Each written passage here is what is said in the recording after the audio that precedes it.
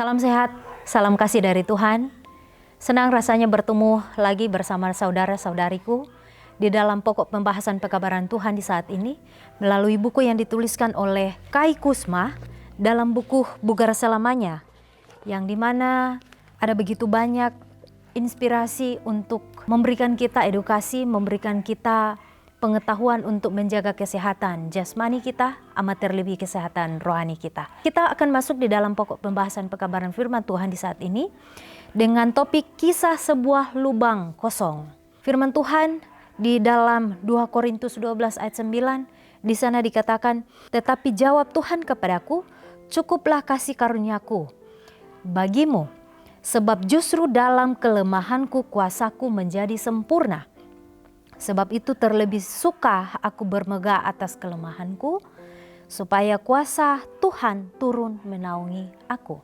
Judul ini menceritakan kisah seorang asisten dokter gigi di mana dia boleh diperkenankan Tuhan untuk mengalami perjalanan iman, untuk mengalami perjalanan rohani melalui kehidupannya setiap hari di dalam pelayanannya untuk membantu orang-orang yang memerlukan bantuannya di rumah sakit. Kita ikuti keterangan. Sebagai asisten dokter gigi, saya mendapat pelajaran rohani dari pasien yang bermasalah dry socket, yakni lubang kosong tempat gigi sebelumnya berada. Beberapa hari setelah pencabutan, pasien datang ke ruang praktik dengan keluhan nyeri yang sangat hebat. Dokter gigi menemukan bahwa bekuan darah pasien tidak lagi menutupi lubang yang ditinggalkan oleh karena pencabutan atau ekstraksi. Dengan hilangnya bekuan darah, tulang di bagian bawahnya terpapar udara, menyebabkan rasa sakit yang luar biasa. Saat gigi dicabut, lubang yang kosong harus mengeluarkan darah beberapa saat agar dapat membersihkan luka dan membentuk bekuan. Pasien diinstruksikan tentang cara untuk mengurus area yang lunak ini. Biasanya hanya dalam jangka waktu singkat, mungkin 15 menit. Area ekstraksi bisa mengeluarkan darah. Jika pengumpulan tidak berbentuk atau kalau keluar dan berbentuk kemudian, maka daerah tersebut tidak akan berdarah lagi dengan sendirinya.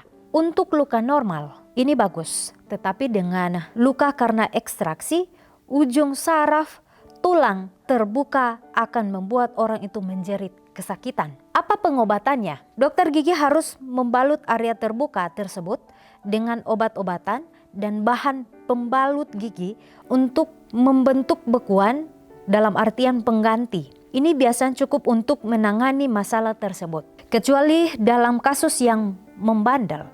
Jika area tersebut terus-menerus terasa sakit, dokter gigi harus mengikis tulangnya hingga membuat lukanya berdarah lagi sehingga bekuan darah lain akan terbentuk. Seringkali dalam hidup kita mengalami pengalaman traumatis yang menimbulkan rasa sakit dan penderitaan. Seolah-olah ada gigi yang dicabut.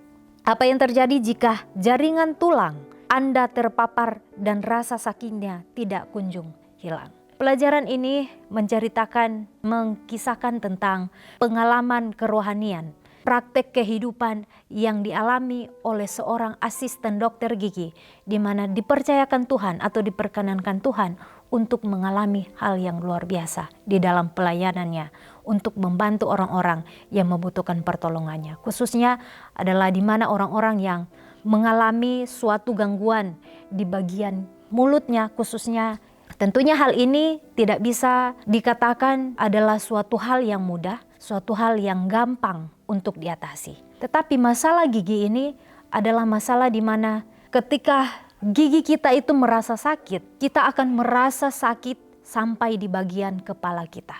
Saraf-saraf kita di bagian kepala akan terasa terganggu. Di sini diceritakan bahwa bukan ini yang diceritakan oleh asisten dokter gigi, tetapi dia mengalami suatu hal yang luar biasa di mana di dalam praktek-praktek kehidupannya, di dalam pelayanan yang Tuhan percayakan kepadanya, dia boleh melihat bahwa ada pekerjaan Tuhan melalui pelayanan yang ditugaskan Tuhan kepadanya. Dia boleh melihat, dia boleh belajar melalui pasien ini, bahwa ketika gigi seorang pasien ini dicabut dan ternyata didapati bahwa pasien ini kembali setelah dicabut giginya, pasien ini kembali untuk mengeluhkan sakit gigi yang sama, oleh karena tidak terjadi penyembuhan di tempat di mana gigi itu dicabut, di mana ketika dicabut sebuah gigi akan ada suatu pelubangan di bagian daerah rahang kita, di bagian daerah di mana gigi kita berada. Di sana dikatakan bahwa ketika pasien itu sebenarnya kalau pasien mengikuti instruksi dari dokter, bahkan asisten dokter ini dikatakan dalam paragraf kedua, saat gigi dicabut, lubang yang kosong harus mengeluarkan darah beberapa saat agar dapat membersihkan luka dan membentuk bekuan. Pasien diinstruksikan tentang cara untuk mengurus area yang lunak ini. Biasanya hanya dalam jangka waktu singkat, mungkin 15 menit area ekstraksi bisa mengeluarkan darah. Jika penggumpalan tidak terbentuk atau kalau keluar dan terbentuk, kemudian maka daerah tersebut tidak akan berdarah lagi dengan sendirinya. Untuk luka normal itu bagus, tetapi dengan luka karena ekstraksi, ujung saraf di tulang terbuka agar membuat orang itu menjerit kesakitan. Jadi ketika proses penyembuhan itu tidak terjadi, dikatakan bahwa lubang itu tidak ditutupi oleh cairan darah, dia akan memberikan rasa sakit kepada organ yang lain. Di sini dikatakan bahwa tetapi dengan luka karena ekstraksi, ujung saraf di tulang terbuka akan membuat orang itu menjerit kesakitan, bukan mendapat kesembuhan, tetapi dia akan mendapat kesakitan. Kalau ketika orang yang mengalami sakit gigi ini, dikatakan bahwa ketika mengikuti instruksi yang diberikan oleh dokter gigi di dalam bidang tersebut, kalau saja dia mau mengikuti, pasti dia akan sembuh. Dengan instruksi, dengan saran-saran yang diberikan oleh dokter gigi, oleh ahlinya di dalam bidang tersebut, pasti akan menemukan kesembuhan. Tidak akan memberikan rasa sakit lagi kepada orang yang menderita sakit gigi ini ketika dicabut giginya. Kemudian di sana dikatakan apa ada pengobatan? Pasti ada. Dikatakan bahwa dokter gigi harus membalut area terbuka tersebut dengan obat-obatan dan bahan pembalut gigi untuk membentuk bekuan atau pengganti. Ini biasanya cukup untuk menangani masalah tersebut, kecuali dalam kasus yang membandel. Jika area tersebut terus-menerus terasa sakit, dokter gigi harus mengikis tulangnya hingga membuat tulangnya berdarah lagi sehingga bekuan darah lain akan terbentuk. Jadi ada pertolongan oleh seorang ahli di dalam bidangnya, khususnya adalah dokter gigi. Ketika pelajaran ini dikaitkan, dimasukkan dengan pelajaran rohani, tidak akan jauh berbeda dari pelajaran-pelajaran rohani di mana praktek-praktek kehidupan kita, di mana pelayanan dan tanggung jawab yang Tuhan boleh percayakan bagi kita masing-masing memiliki arti dan makna rohani yang mendalam. Dikatakan bahwa apakah ada obat? Ada. Sekali lagi, jika saya, bahkan jika saudara-saudara mau mengikuti aturan-aturan yang ada, mau mengikuti resep yang diberikan oleh ahlinya, mau mengikuti instruksi yang diberikan oleh dokter ahli dalam bidang menangani pasien yang mengalami sakit gigi ini. Dikatakan bahwa seringkali dalam hidup kita mengalami pengalaman traumatis yang menimbulkan rasa sakit dan penderitaan. Seolah-olah ada gigi yang dicabut. Apa yang terjadi jika jaringan tulang Anda terpapar dan rasa sakitnya tidak kunjung hilang? Ini pelajaran rohani bagi kita. Bahwa kita manusia tidak terlepas dari trauma-trauma masa kecil kita. Tidak terlepas dari kepahitan hidup. Tidak terlepas dari pergumulan-pergumulan hidup yang Tuhan izinkan di dalam kehidupan kita masing-masing. Seperti orang yang sakit gigi ini ketika dicabut giginya akan meninggalkan suatu bekas yang dalam di bagian rahang gigi tersebut. Nah, dengan apa? Agar lubang itu bisa diisi, lubang itu dapat disembuhkan, dikatakan di sana hanya dengan cairan darah orang tersebut. Hanya dengan cairan darah saja bisa menutupi lubang tersebut. Apa artinya? Bahwa ketika saya bahkan saudara-saudara di dalam kehidupan ini mengalami kesakitan, mengalami luka batin yang membuat kita itu di dalam hati kita merasa kosong, merasa hampa. Ada sesuatu yang hilang dari diri kita. Hanya dengan apa rasa kosong itu bisa diisi? Hanya dengan kehadiran Tuhan saja. Hanya dengan kasih dan kemurahan Tuhan saja bisa menyembuhkan rasa trauma itu. Bisa menyembuhkan rasa sakit itu di dalam hati kita masing-masing.